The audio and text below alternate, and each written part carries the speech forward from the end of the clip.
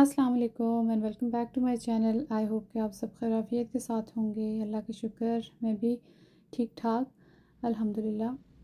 सो आज का व्लॉग जो है वो स्टार्ट मेरा ग्रॉसरी से हो रहा है और आज मैंने मंथली ग्रॉसरीज़ के लिए जाना था स्पाइस वर्ल्ड, जो कि हमारे टाउन के बिल्कुल करीब सिटी कॉलेज स्टेशन में है। तो मंथली ग्रॉसरीज़ के लिए अगर हम यूस्टन ना जाएं तो फिर यहाँ स्पाइस वर्ल्ड में आ जाते हैं, क्योंकि यहाँ पे वैरायटी और भी ज़्यादा होती है। अदरवाइज़ तो घर के करीब जो स्टोर है वो मिडिल ईस्टर्न स्टोर है, तो उसमें वैरायटी उतनी ज़्यादा नहीं होती। अक्सर स्पाइसेस भी नहीं मिल रहे होते और अक्सर दालें वगैरह भी नहीं मिल रही होती। तो दालों का स्टॉक मेरा ख़त्म हुआ था, वो मुझे लेनी थी, क्योंकि हस्बैंड ने ज़रा से आजकल कुछ डाइट प्लान प्रोटीन पे ज़्यादा वो कर रहे हैं, तो इसलिए मुझे दालों के सूप शूप और इस तरह की चीज़ें बनानी पड़ती हैं। तो लिस्ट मैंने ऑलरेडी अपडेट की हुई थी, और बल्कि ऐसा होता है कि फ़्रिज के साथ ही अटैच किया हुआ इसको। तो जो जो चीज़ ख़त्म हो जाती है और जहन में आती रहती है तो वो मैं उसके साथ साथ ही लिस्ट में अपडेट करती रहती हूँ।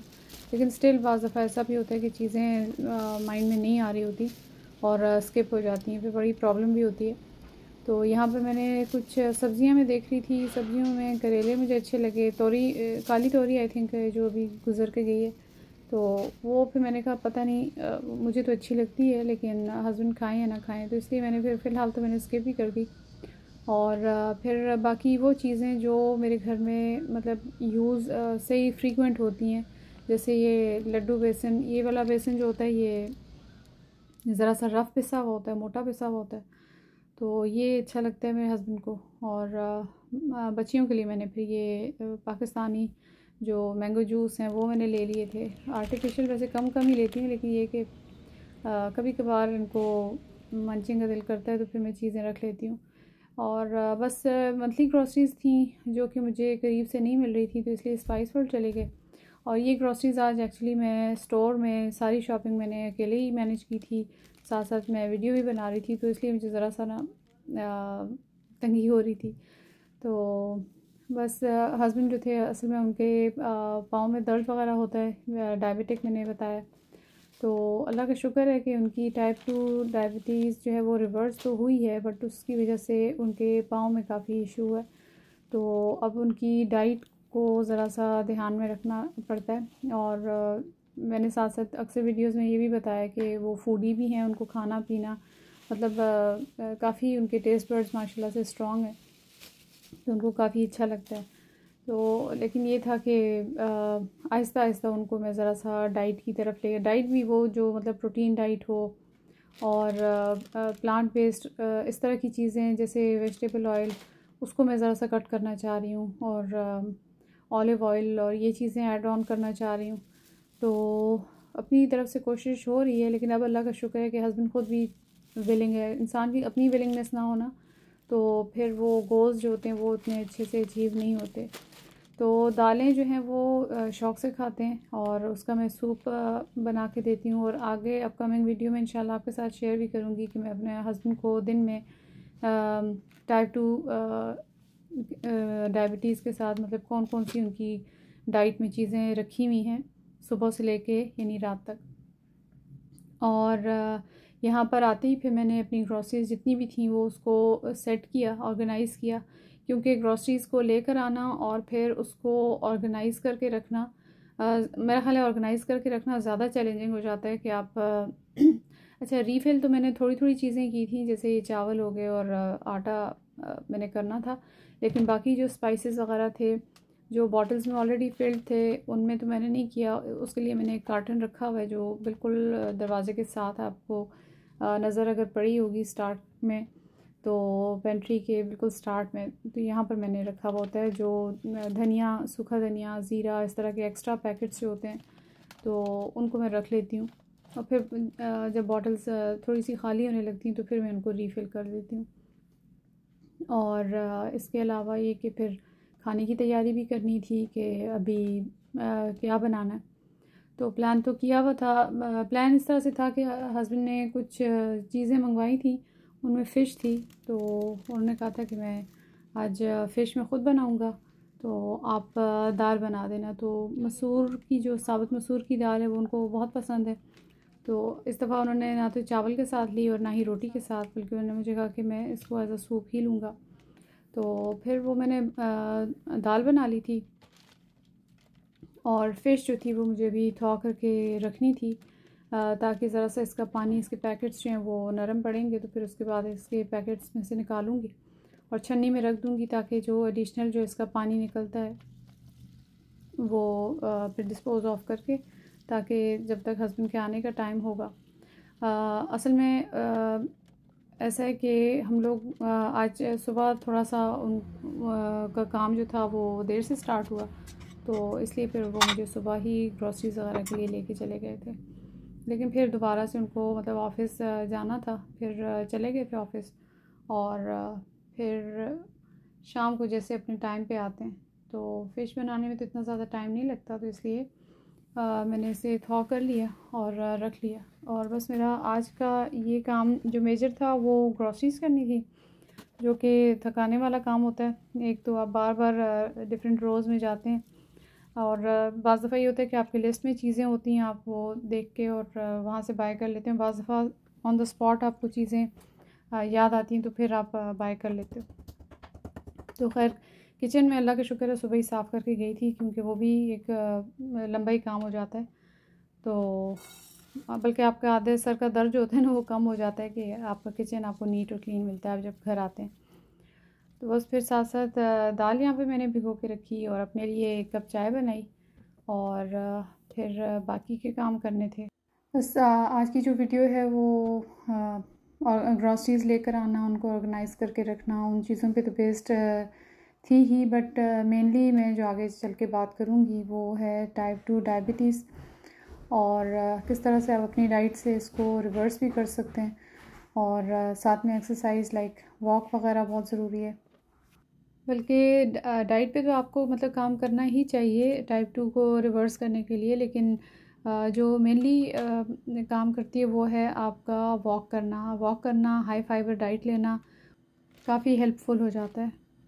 बाकी आजकल मैं भी ज़रा सा थोड़ा सा कोशिश कर रही हूँ कि बिस्किट्स और इस तरह की चीज़ों को ज़रा सा अवॉइड करूँ और चाय के साथ में मैंने खुश्क भुने हुए चने ले लिए थे और ये आपको एज़ यूजुअल मेरे लाउंज में ये जो मैंने श्रिंक किए थे कपड़े वो आपको नज़र आ रहे होंगे, क्योंकि टाइम लगाते हैं ये, इवन के मतलब फ़ैन भी लगा हुआ होता है फिर भी सूखने में ज़रा सा टाइम लगता है, तो वो आपको नज़र आ रहे होंगे। अच्छा, जब आप दाल वग़ैरह बनाएं तो दाल में गार्लिक का इस्तेमाल खूब मतलब अच्छा लगता है कि वो जो चंक्स आप जब एज़ अ सूप लें तो चंक्स मुंह में आते हैं, बहुत अच्छे लगते हैं।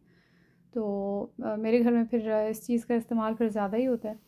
और क्योंकि फ़िश की आज मेरे हस्बैंड ने कहा था कि 2 तरह की रेसिपीज़ वो बनाएंगे जो आगे चल के मैं आपके साथ शेयर करूँगी और दोनों ही रेसिपीज़ काफ़ी ईजी हैं। एक तो बिल्कुल ही लाइट स्पाइसेस के साथ जो अमेरिकन तरीका है, उस तरह से उन्होंने कहा था, वीडियोज़ ही देख रहे थे, क्योंकि आजकल मैंने जैसे कि आपको बताया कि वो ज़रा सा ख़ुद भी डाइट कॉन्शियस हुए हुए हैं, वेट थोड़ा सा उनका पहले से ज़रा सा बड़ा है, तो जिसकी वजह से वो दोबारा से वेट अपना कम करना चाह रहे हैं, तो उसके लिए कार्बोहाइड्रेट को मतलब कट कर रहे हैं। तो उसके लिए फिर प्रोटीन डाइट जितना हो सके मतलब अपने उसमें लेके आना चाह रहे हैं स्केड्यूल में। तो मैं भी अपनी तरफ से पूरी कोशिश कर रही हूँ कि उनको प्रोटीन डाइट में मतलब हेल्प करूँ, बना कर दूँ। और इससे अच्छी बात और क्या होगी कि उनकी अपनी तरफ से अब विलिंगनेस है और वो खुशी से मतलब इस तरफ आना चाह रहे हैं, क्योंकि असल चीज़ होती यही है कि आपकी अपनी विल पावर हो तो फिर काम आसान हो जाता है। अदरवाइज़ वो दूसरे जब आपको कुछ भी कह रहे हो, आपके लिए हेल्थ के लिए अच्छा भी हो या अदरवाइज़ आपकी लाइफ के लिए अच्छा भी हो, लेकिन वो आपको बोझ लगने लगता है और जो चीज़ें बोझ लगती हैं तो फिर वो आप उनको उस तरह से मतलब इनकलकेट नहीं कर सकते अपनी लाइफ में, उसको शामिल नहीं कर सकते।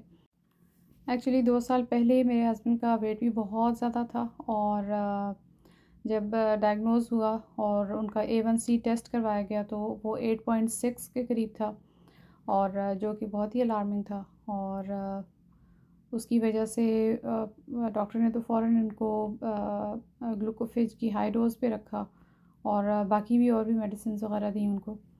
तो वेट कम करने की बात हुई। अच्छा, ग्लूकोफेज जो है वो अक्सर वेट लॉस के लिए भी मेरा ख़्याल है मैं इंटरनेट पे पढ़ी थी लोग यूज़ करते हैं, मगर ख़ुद से नहीं कोई भी चीज़ यूज़ करनी चाहिए। तो उसकी हाई डोज से ये हुआ कि इनकी भूख जो थी वो इतनी अच्छी नहीं रही। और मैं कोशिश ये करती थी कि इनको मैंने उन दिनों फिर इनको अदरक का और अदरक के और जो जिंजर शॉट जो कहते हैं जिसमें लेमन होता है और जिंजर होता है, तो वो भी इनको देती थी ताकि इनकी इम्यूनिटी भी ज़रा सी अच्छी हो। जब ये पाकिस्तान आए मैं तब की बात कर रही हूँ। तो अभी एक्चुअली वेट दोबारा से ज़रा सा ज़्यादा हुआ हुआ। डायबिटीज़ तो उनकी अब अल्लाह का शुक्र है, क्योंकि टाइप 2 थी तो रिवर्स हो गई है, अब 5.9 और इस तरह से है, लेकिन वज़न थोड़ा सा फिर से बढ़ गया है। तो जिसकी वजह से फिर दोबारा से अब ये ख़ुद कॉन्शियस हुए हैं, तो इसलिए अपनी डाइट को बेहतर करना चाह रहे हैं। तो कार्बोहाइड्रेट्स को कट करके ओनली प्रोटीन जितना हो सकता है। तो यहाँ पे वो फ़िश बन रही है जो कि मैंने बताया था 2 तरह की फ़िश है। एक ये अमेरिकन स्टाइल की जिसमें काली मिर्ची नमक के साथ फ़िश को दोनों साइड से वो कर दिया था, मैरिनेट तो नहीं कहेंगे कि उसके ऊपर यानी ये अप्लाई कर ली थी और फिर उसको बटर में सॉटे किया। बटर में नहीं, थोड़ा सा ऑयल में, और फिर उसके बाद बटर जो था वो फ्रेश डाला था जो आपको क्यूब्स छोटे-छोटे नज़र आ रहे थे, और साथ में गार्लिक और फिर थाइम अगर फ्रेश है तो मेरा ख़्याल है उसका ज़्यादा अच्छा टेस्ट होगा। लेकिन बहरहाल ये इतना अच्छा इनको मज़ा नहीं आया क्योंकि बहुत ही माइल्ड था। टेस्ट मुझे तो खैर अच्छा लगा, माइल्ड सा टेस्ट था। और ये मक्खन में जो गार्लिक के चंक्स थे ये भी अच्छे लग रहे थे, लेकिन उनको क्योंकि स्पाइसेस पसंद हैं तो इसलिए कहने लगे कि नहीं मैं अपने मसाले से बनाता हूँ। तो यहाँ पे ये 1 टेबल स्पून ज़ीरा और सूखा धनिया 1 टेबल स्पून और नमक और नमक हस्बे ज़ायक़ा और काली मिर्ची, इन 3 चीज़ों के साथ उन्होंने एक स्पाइस मिक्स बनाया और इसको फिर फ़िश के ऊपर अप्लाई किया और फ़िश में लहसुन और अदरक भी ऐड किया और थोड़ा सा उसके ऊपर ऑयल लगाया, वेजिटेबल ऑयल। अच्छा, वेजिटेबल ऑयल के बारे में भी है कि ये भी इतना हेल्थ के लिए इतना अच्छा नहीं है, स्पेशली जो पहले डॉक्टर्स कहा करते थे कि कैनोला ऑयल बहुत अच्छा है, लेकिन अब इतना रिकमेंड नहीं करते। तो इसमें फ़िश में अब ये लेमन वगैरह जाएगा और थोड़ा सा ऑयल और दैट्स इट। और फिर इसको ब्रॉयल किया था और ब्रॉयल भी ऑल टुगेदर मेरा ख़्याल है 15 मिनट्स किया था और साइड्स भी चेंज की थी। तो ऑयल इसके अंदर ही इन्होंने मिक्स किया है और बस बेक नहीं किया था, ब्रॉयल किया था, सॉरी। और आई थिंक ऊपर वाली रैक में रखा था ओवन में। हाँ जी। तो फिर इसके ऊपर ये हुआ कि एक साइड जब 8 मिनट के करीब मेरा ख़्याल है रखा था और एक साइड जब डन हो गई थी तो उस पे फिर इन्होंने बटर अप्लाई किया था यहाँ पर और अच्छी बनी थी फ़िश, मतलब ड्राई नहीं हुई थी। और दाल के साथ हम लोगों ने तो खैर मैंने चावल बनाए थे आई थिंक बच्चों के लिए और अपने लिए थोड़े से चावल बॉईल किए थे और हस्बैंड ने सिंपल चम्मच के साथ जैसे एज अ सूप ली थी और साथ में फ़िश ली थी।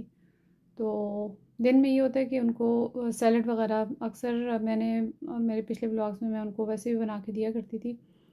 तो उसमें क्यूकम्बर हो गया, आइसबर्ग हो गया और साथ में गाजर और कभी कभार एक अदद सेब भी उसमें डाल दिया। लेकिन गाजर भी सुना है कि जो अंडरग्राउंड वेजिटेबल्स होती हैं वो डायबिटीज़ के लिए नहीं अच्छी होती, तो इसलिए अब वो उसको भी अवॉइड कर रहे हैं। तो इंशाल्लाह नेक्स्ट वीडियोस में भी आपसे शेयर करती रहूँगी। तब तक के लिए इजाज़त, अपना ख्याल रखिएगा। अल्लाह हाफ़िज़।